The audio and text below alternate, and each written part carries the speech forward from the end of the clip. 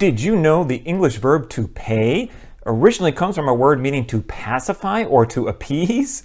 There is actually a religious basis for the concept of debt and money. Stick around if you want to hear this one. It's really good stuff. This is Den on Religion.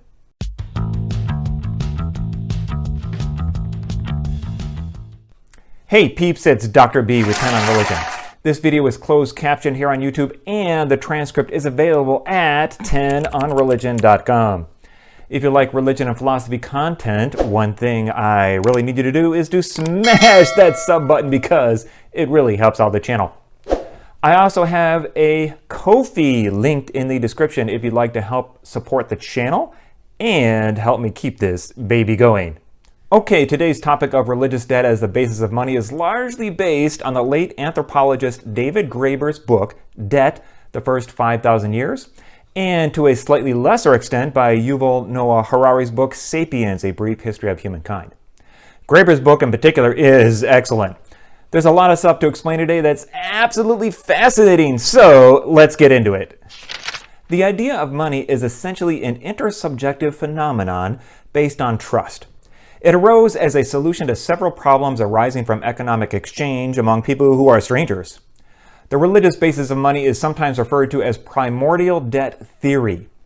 Reducing moral obligations to debts maintains human relations, but with an enormous side effect of significantly contributing to human inequality. We're going to explain this. Many fundamental determinations of right and wrong seem to be shaped by who really owes what to whom. If this is the case, how did we get here? Moral obligations often involve owing a favor to someone, but this is not the same thing as debt, with the difference being that debt can be precisely quantified, as in 1x equals 6y's and so forth. It all started with credit and debit. Some of the first recorded human documents are ancient Mesopotamian tablets with precise values of either grain or silver recorded as credits and debits. They did not necessarily have to be paid as grain or silver, but these were used as standards to equalize products when transactions occurred. Most modern money theorists would likely agree that money embodies the need for trust in an equalizing entity for exchange value. It assumes distrust of human social relations, especially among strangers. Money, then, is the creation of a new intersubjective reality that exists only in people's shared imaginations. Money is not inherently anything in itself, but is only a psychological construct. For example, historical religious rivals, such as Christians and Muslims, could not agree on religious beliefs, but could agree on belief and trust in money. Why? Because whereas religion asks us to believe in something, money asks us to believe that other people believe in something. The argument is that money simultaneously possesses the dual properties of both universal convertibility and universal trust. The idea of money being accepted as a medium of exchange is entirely a social convention. It is similar to a society accepting which side of the road to drive on. But how is this accomplished? The Islamic author Ghazali noted that the basic nature of the problem that money is intended to solve is conceptual. For instance, two things require a common category in order to be compared. One can compare an apple with an orange on any number of criteria: size, taste, color, texture, and so forth. But if two things have no common qualities, how can they be compared? Ghazali suggested this could only be done by comparing both to a third thing with no qualities at all. It is therefore explicitly because money has no inherent purpose or value in its materiality that it can be used to serve as a medium of goods exchange. Money itself has no essence. Because it is nothing more than a human psychological construct, money is not really anything. Think about it for a second. The farther away from its jurisdiction material money travels, such as paper money or coins, the less valuable it is. So, what is the relationship between debt and religion? This is a fascinating question which often seems to be overlooked in contemporary Western society so bent on the disentanglement of religion and government. The market and capitalism are actually two different concepts. The market is simply exchanging goods through money as a medium, commodity to money to other commodity. while capitalism is using money to get more money. Money to commodity to more money. Profit was only to be used for labor compensation and not solely for surplus as its own end. Karma, historically from Indian Hinduism and Buddhism, inherently contains the concept of debt. Consequences of one's actions has effects on the future of one's current life or even the future of a future lifetime. This clearly would be the case for an insolvent debtor for whom the consequence would be being reborn as a slave or an animal. But to some extent, everyone is an insolvent debtor because getting money to repay debts means gaining wealth at the expense of others. What became apparent was that a cycle of debts and forms of redemption emerged, leading to a religious theology of debt. Such religious exchange creates debt. But if human relations are marked by exchange, then they too are laced with debt, or in religious terms, sin. If one removes the debt, however, the implications are that the social relations evaporate too. So how then is one to retain the human relations but remove the debt? In Western traditions, a similar situation can be traced back to Judaism and echoed in Christianity and Islam in the form of animal sacrifice. Sacrifice is a token offering for the recognition that the debt can never be repaid. The Mosaic legal system in ancient Judaism codified what was already being practiced philosophically. The same can be seen in Christianity's focus on the crucifixion of Jesus and in Islam's focus on Abrahamic sacrifice. Religion is human engagement with the act of creation, which gives rise to, among other things, guilt and the desire for justification, engendering a number of ways to frame predicaments and deliverances. The failure of fulfilling what we perceive to be obligations creates a feeling of brokenness. Deliverance of moral and social guilt arising from broken obligations comes through redemption and restoration.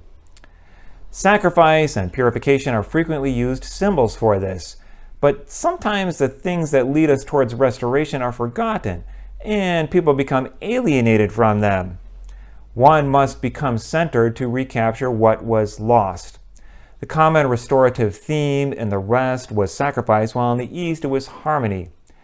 It comes as no surprise that the sale of indulgences to unsuspecting Catholic followers during the Middle Ages was such an outrage to the later reformers like Martin Luther because it showed the immense abuse by the hierarchical leadership as exhibiting hypocrisy, creating a financial surplus of one's perceived moral need for religious restoration. Yikes! In both early Christianity and Islam, certain types of business relations were viewed as a form of usury. It was a type of extortion or fraud which, if enacted at all, should only be directed to one's enemies. The creation of a situation which amounted to debt was a sin to both transactional parties, causing both to falter morally. The idea was that money should not be treated as an end in itself. Therefore, charging interest was contrary to money's true purpose. This was all fine and good until, listen to this, during the Middle Ages, some areas in Europe revived the notion of interest from a Roman law, from which comes the word interest. This was a compensation for a late payment because the lender would suffer potential loss. A lender could charge a percentage of the amount as a penalty because he would have gained more money had the amount been placed in a more profitable investment elsewhere. How is this connected to the primordial debt theory of religion, and why is it so important? The answer to both is that such agreements initiated relationships of inequality.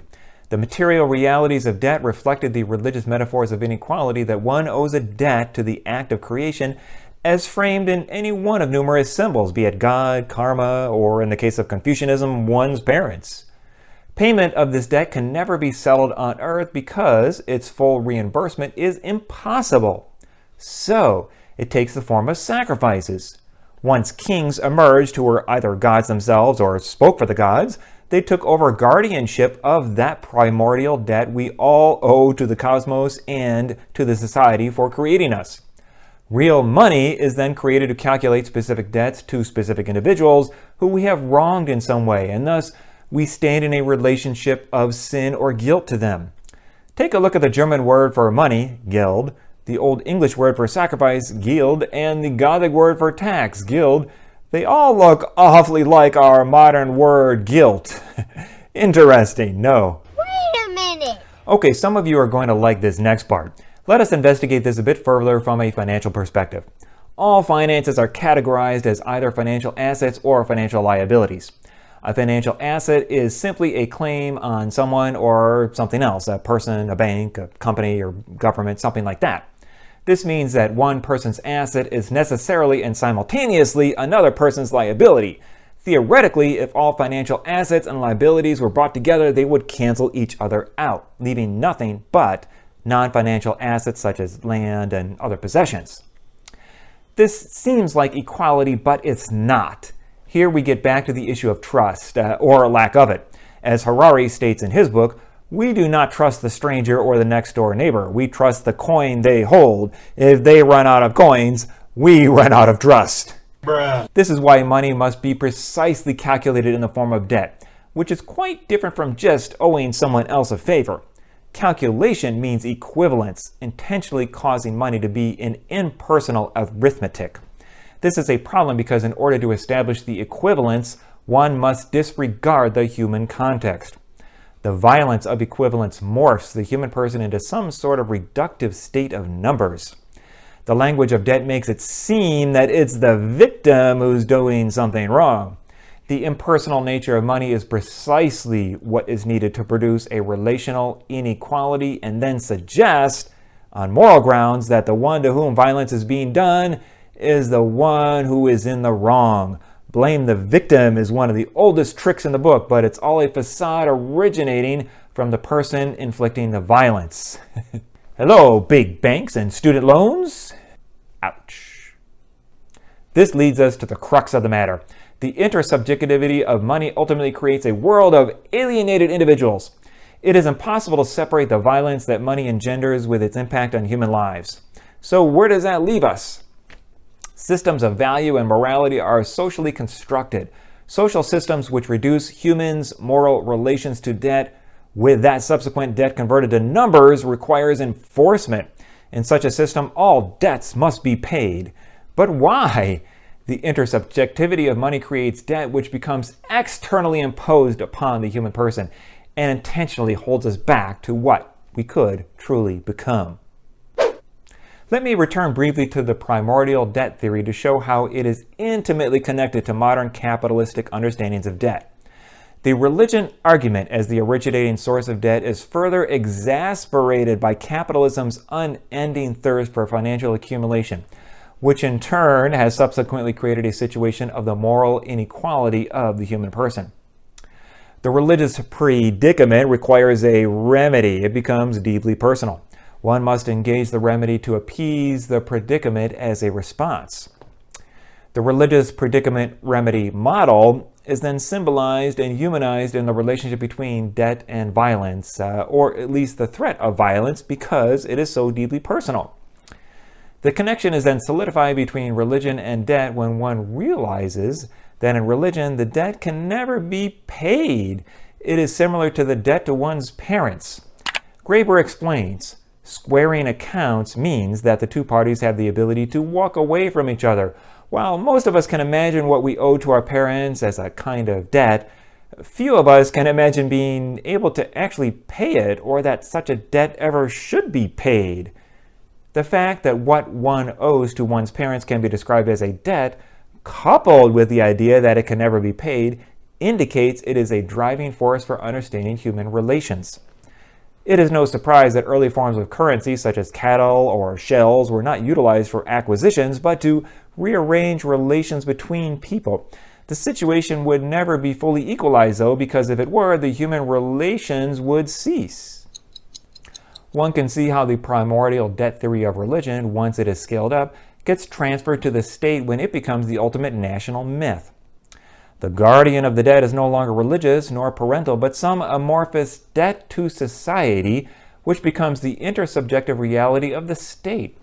Governments use taxes to create money, and they are able to do so because they have become guardians of the debt that all citizens have to one another. Like, whoa! Listen to this. If a person of means gives another person something without requiring compensation, it is generosity. If the same person takes something from a person of means without their consent, it is stealing. A debt somehow lies in between these two. Yet hierarchical relationships do not operate by principles of strict reciprocity. If one views another person as above or below their status in society, reciprocity is no longer part of the equation. Debt creates inequality, and even further, not all debts of inequality are equal. The intersubjectivity of money creates inequality in that a debt is an exchange which is not yet finished. The goal in human relations is to keep the relationship going, and this requires never fully squaring up. The relationship must forever be slightly imbalanced in some way. Likewise, money creates an eternal debt, an intentionally religious word, in the sense that the exchange can never be brought to completion. If it were, then the separation of the two parties would occur and money would be meaningless. Governments and banks do not want relational separation because then a majority of their purpose for existing would vanish. The relationship of inequality must be maintained by force if necessary, so that the two parties can never walk away from each other, because to do so would imply equality. The haves and the have-nots must always be clearly demarcated. The state enforces the agreement to ensure the continuance of the cycle. If one were to question which was more certain, death or taxes, the correct response is taxes. Cosmic or religious relations to human relations to government relations, and that's how religious debt is the basis of money. I really enjoyed making this episode, can you tell? So what do you think about the religious explanation for the economic world that humans have created, one in which we all must deal with? Literally, deal with.